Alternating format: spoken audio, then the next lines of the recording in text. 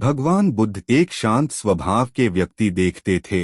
लोग भले ही उनको कितना कठोर बोल देते थे, कितना ही अपमान करवा देते हैं, फिर भी महात्मा बुद्ध कभी गुस्सा नहीं करते थे। यह कहानी भी ऐसी ही है। एक व्यक्ति भगवान बुद्ध का अपमान कर देते हैं। बात यह है कि महात्मा बुद्ध एक गांव में धर्म सभा को संबोधित कर रहे थे। वहां पर बैठे सभी व्यक्ति शांति से भगवान बुद्ध के प्रवचन सुन रहे थे।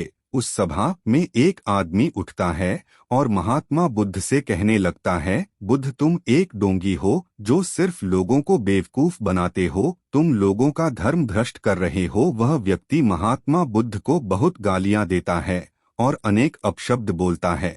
यह सब सुनकर भी भगवान बुद्ध चुप रहते हैं और अपने प्रवचन जारी रखते हैं। यह देखकर वह व्यक्ति और ज्यादा गुस्सा हो जाता है और वह भगवान बुद्ध के पास आता है और उनके मुंह पर मिट्टी फेंक कर मारता है और वो भगवान बुद्ध की सभा छोड़कर अपने घर चला जाता है।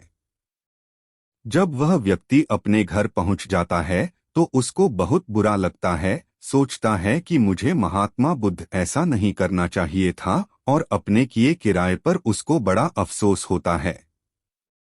उसके मन में आता है कि मुझे महात्मा बुद्ध से इसके लिए माफी मांगना चाहिए और वो व्यक्ति महात्मा बुद्ध से क्षमा मांगने के लिए उसी जगह पर जाता है। उसको पता चलता है कि महात्मा बुद्ध तो उस नगर से दूसरे नगर निकल गए हैं।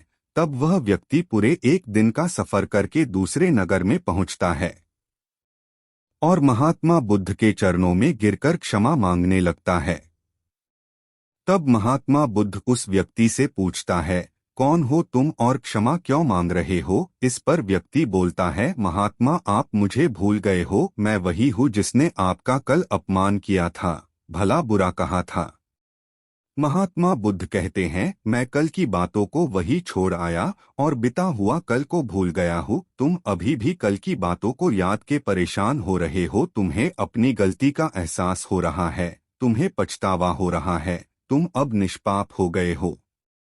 दोस्तों, इस कहानी के माध्यम से भगवान बुद्ध यह संदेश दे रहे कि बिता हुआ कल को याद करके अपना आज का समय बर्बाद न करे, क्योंकि जो हो गया वो वापस लौटकर नहीं आएगा और बुरी बातें याद रखने से हमारा आज का समय बर्बाद हो जाता है। इस आदत की वजह से हमारा फ्यूचर बर्बाद हो सकता है। इसलिए भगवान बुद्ध कहते हैं, व्यक्ति को बीते हुए कल को याद करके आगे बढ़ना चाहिए।